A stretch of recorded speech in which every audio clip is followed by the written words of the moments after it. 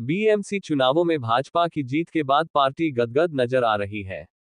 इस जीत का जश्न शिमला में भी भाजपा द्वारा मनाया गया। सिटी चौक पर भाजपा नेताओं और कार्यकर्ताओं ने पटाखे फोड़कर और लड्डू बांटकर जीत का जश्न मनाया। इस दौरान भाजपा प्रदेश अध्यक्ष राजीव बिंदल ने कहा कि एक बार फिर जनता ने प्रधानमंत्री नरेंद्र मोदी और भाजपा की नीतियों पर अपनी मोहर लगाई है।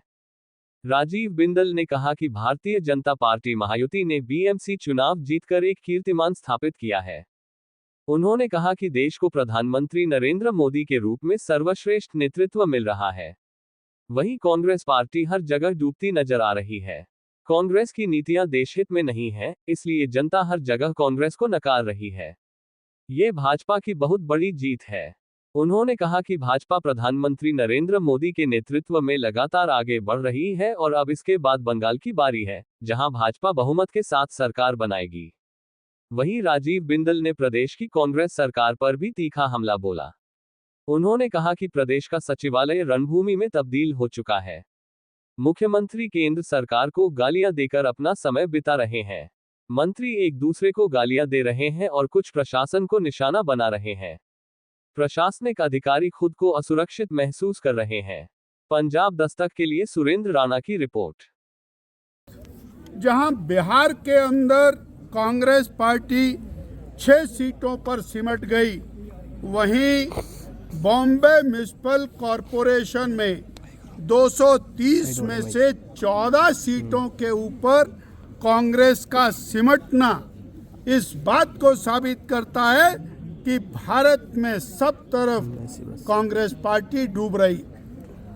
इनका नेतृत्व, इनकी चिंतन, इनका सोच वो राष्ट्र के हित में, देश और प्रदेश के हित में नहीं है। इसलिए जनता निरंतर कांग्रेस को नकार रही है और भारतीय जनता पार्टी एनडीए महायुति के साथ जो जीत दर्ज की है वो बहुत बड़ी जीत है।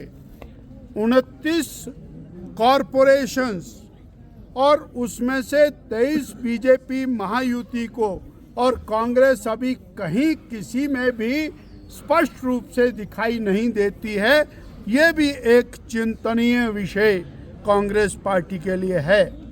और जिस तरह देश में मोदी जी के नेतृत्व में जहां देश विकास की ओर आगे बढ़ रहा है, गरीब कल्याण, समाज कल्याण, युवा कल्याण, महिला कल्याण, किसान कल्याण, इस दिशा में देश आगे बढ़ा है। जहां दुनिया में भारत आर्थिक दृष्टि से चौथी महाशक्ति बना है, जापान को पीछे छोड़ करके, ये और बहुत बड़ी उपलब्धियां हैं।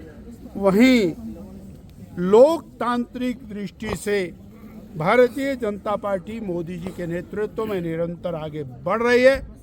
और जैसा अभी नारे के उद्घोष से स्पष्ट है कि अब बंगाल की बारी है, तो बंगाल की तरफ और भारतीय जनता पार्टी कूच कर गई है। आने वाले दिनों में बंगाल में भी भारतीय जनता पार्टी बहुमत के साथ सरकार बनाएगी और कांग्रेस पार्टी वहां कहीं भी नहीं दिखाई देगी, ये भी स्पष्ट दिखाई देगी। सर, मुंबई